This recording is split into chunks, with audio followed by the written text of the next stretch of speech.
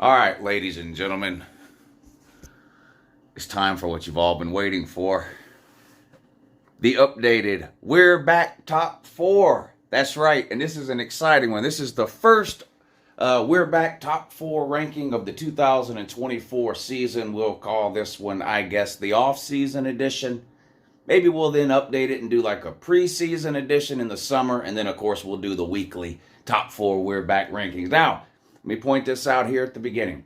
These are the qualifications to get ranked in the We're Back rankings.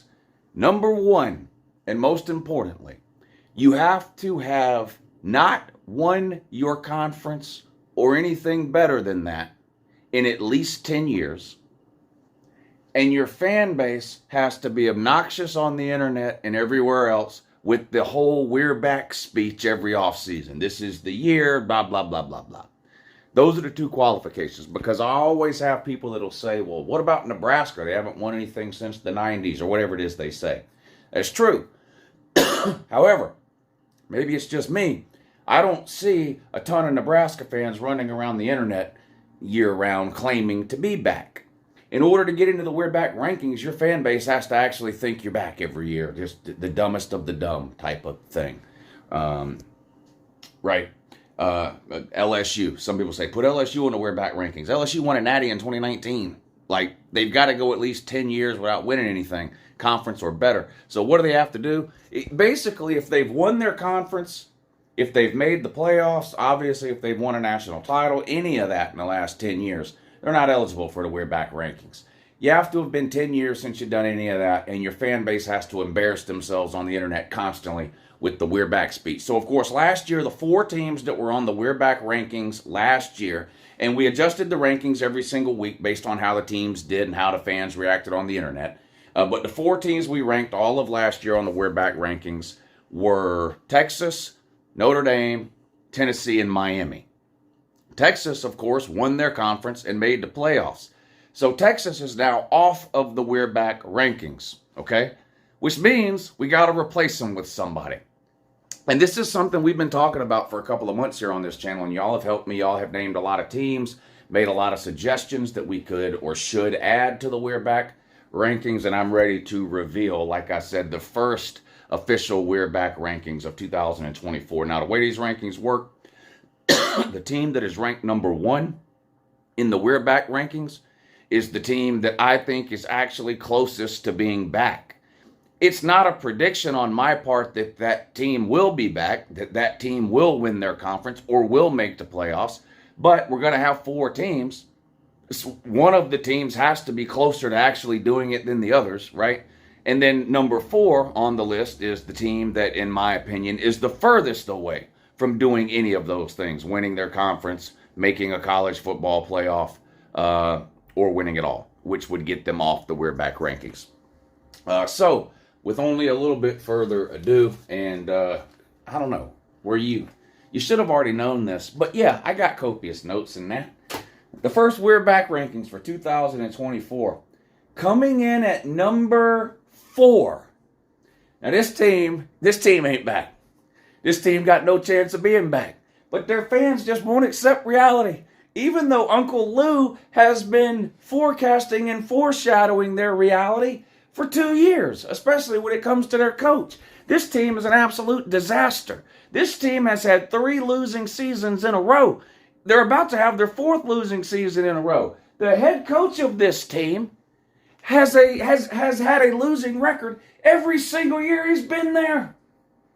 And I am, of course, talking about our good buddies, the Florida Gators. Let's put you over here next to the "your season is over" helmet, Florida man. Florida's absolutely terrible. They're not back. They're nowhere close to being back. They're horrendous. They have to play every other Power 5 school in the state of Florida this year, and they're probably going to lose them all. They're going to play Florida State. That's a probable loss. They've got to play Miami. That's a probable loss. They got to play Central Florida. Goose Malzoon, as dumb as he is, can coach circles around Billy Napier. Then take a look at their schedule for this year, particularly the last 5 or 6 games. They played Georgia, LSU, Ole Miss. They play like 5 or 6 teams in a row that are all in the top 15. It's going to be an absolutely brutal season for Florida. They're staring down the barrel of a 3 or 4 win season. They're absolutely irrelevant in today's college football, and they come in for the first time ever on the We're Back rankings. Of course, they have not won a conference or anything greater than that since 2008, so they're clearly eligible for this ranking. They come in at the first time ever in the We're Back rankings at number 4. All right, moving right along at a snail's pace here. Who's going to be next? Who's going to be number 3 in the official 2024 offseason Uncle Lou We're Back rankings? Well, this is a familiar punching bag around here on the Uncle Lou channel. This is a fan base that embarrasses themselves. I don't know that this fan base embarrasses themselves the most on the internet of any other fan base, but they embarrass themselves about the most things. They brag about some of the most ridiculous, pointless things you can possibly imagine. Bragging about documentaries that were made about you is absolutely pitiful and pathetic. The whole 30 for 30. We're the U. I'm, of course, talking about Miami. They come in 3rd in the offseason. We're back rankings. Now, here's the thing with Miami. I do think Miami is trending in the right direction under Mario Cristobal. The talent level is drastically increasing. But they got to start winning games on the field. They can't be losing to teams like Georgia Tech. I mean, the reality is, no matter how well you recruit, when you're losing to Georgia Tech, people aren't going to take you seriously. That's just what it is. You got to get the quarterback situation figured out.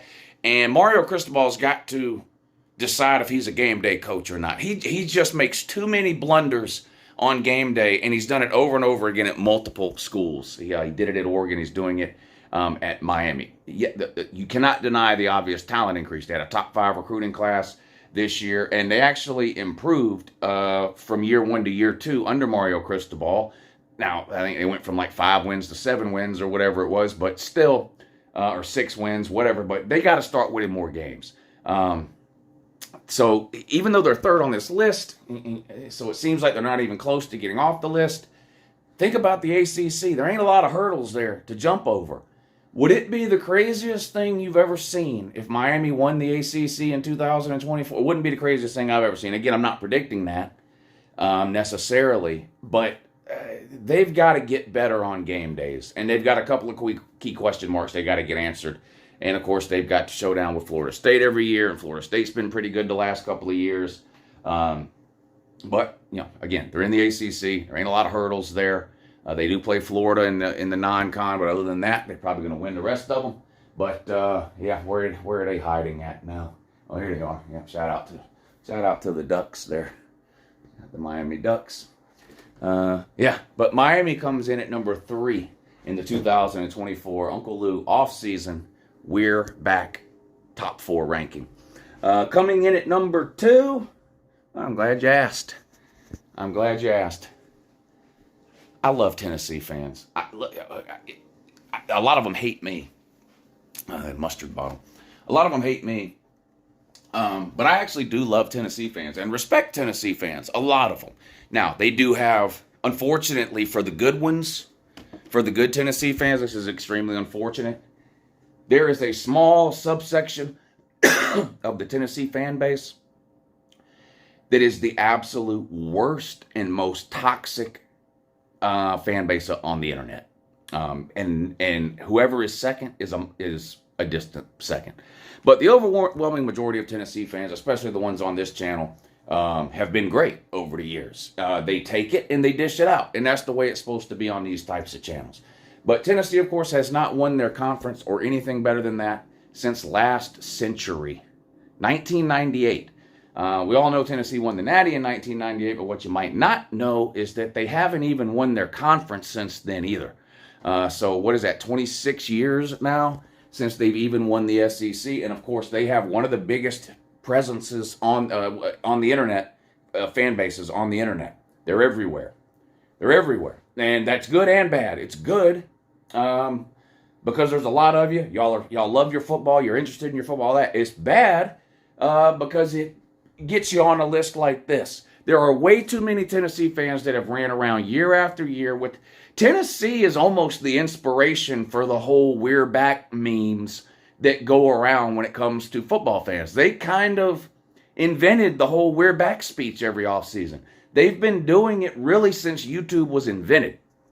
They've definitely been doing it since I started this channel 10 years ago. Every offseason, this is the year. They finally got the right coach. They're winning the East. They're winning the SEC every year, right? And then what happens? They don't. 2 years later, they fire their coach. New coach comes in. It's a rinse and repeat deal.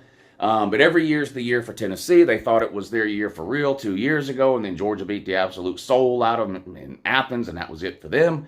They thought this year that just ended was going to be the year. Turns out Joe Milton, turns out I was right. They were wrong. Joe Milton not any good, not Hendon Hooker. And they regressed from the previous year. And now they're doing it again with Nico. I'm about to leave you. They think he's the greatest quarterback ever. They think he's going undefeated, 45, 50-0 over 3 years, winning 3 national titles and 3 Heismans. They do this to themselves constantly. But spoiler alert, Tennessee will be on this list again next year. They're not winning the SEC. They're not winning a natty, and they're not making playoffs. So it just is what it is for Tennessee. But yeah, but they are good. They're not currently a bad team. Florida is definitely a bad let's talk about it for a second. So Florida, number 4 on my list, they're a bad team. And honestly, they're a bad program right now. Miami, they're kind of bad. They're a bad program too. Are they a bad team? They're not as bad as Florida. They've been pretty bad though. But again, because of the talent level that Mario is bringing in there, I guess there's reason for some optimism. But the problem is, optimism is, I think we win 8 or 9 games this year. Make a pretty good bowl game. That's optimism. Not to Miami, man. No, 30 for 30, Ed Reed, the U, we're back. We're winning it all. I mean, it's ridiculous. Absolutely ridiculous. And the team ranked number 1 on the We're Back list is definitely a good team. And has a chance to get off the list this season, in my opinion. I am, of course, talking about Rudy and Notre Dame. Now, Notre Dame has been on the We're Back list since 1988. That's the last time they won anything. They haven't won anything at all since 1988 when they won a national title. No conference titles.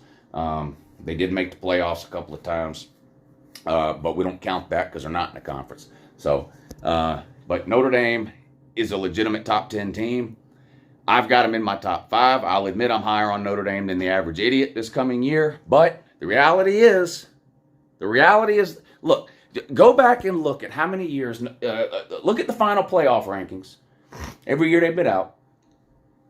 And look at how many times Notre Dame was in the top 12 of that. Notre Dame would have been in the playoffs a lot in a 12-team playoff the last 10 years. They don't have a 13th game to worry about. They don't have to worry about having 1 or 2 losses, but losing their conference championship game, which then would knock them out of the playoffs. Don't have to worry about that. They basically need to go 10-2. I mean, you've been watching football a long time, I'm assuming. Most of you who watch this channel, right? A 10-2 Notre Dame team is hovering around the top 10 almost every single year. And in today's college football going forward in the era of a 12-team playoff, a 10-2 Notre Dame team, in my opinion, is more likely to get in than not. Now, I don't think a 10-2 Notre Dame should get. I don't think they should. I've made that clear. I don't think a 10-2 Notre Dame team should get into a 12-team playoff. I think they need to be 11-1 or better. But I'm not on the committee. What I think doesn't matter. In the 4-team playoff, I think they needed to go undefeated to get in. And that ended up being the case. Notre Dame never got into a college football playoff in a year where they lost a game. In a year where they lost the game, they had to go undefeated to get in. They never got in with losses. Except, well, they were in the ACC during COVID. Remember that? COVID year, Notre Dame actually joined the ACC, played in the conference championship game, and got humiliated. They just got the absolute brakes beat off of them in the ACC championship game, but they did get into the playoffs. So they did get into the playoffs with a loss one time, Notre Dame did, but it was because they were in a conference and played in the conference championship game. Just my opinion on Notre Dame, but I think they're going to be good. They bring Riley Leonard in at quarterback to replace Sam Hartman, so they're going the portal route when it comes to QBs for the second year in a row. I think their wide receivers, while not the Ohio State wide receiver room, of course, I think Notre Dame's wide receiver unit as a whole is probably better than it's been in a decade. They've always got good lines of scrimmage. They seem to always have pretty good running backs. Favorable schedule this year, I think. Look at it. Check it out. Favorable schedule this year for Notre Dame. They play Florida State. Of course, they play Southern Cal, but they have a lot of winnable games on there for Notre Dame. But anyway, there you go. That's the We're Back rankings. 2024 off-season edition. Man, don't we? We just love these fan bases. I love these fan bases. Look, some of y'all hate me. So a lot of Notre Dame, Miami, Florida, Tennessee, a lot of y'all hate me. I get it. I love all of y'all. It's fan bases like y'all that keep a channel like mine alive. So, keep up the good. Look, we all have a job to do. We all have a job to do. My job is to make college football videos. Your job is to watch them and get mad. I'm doing a great job, and so are you. Have a great day.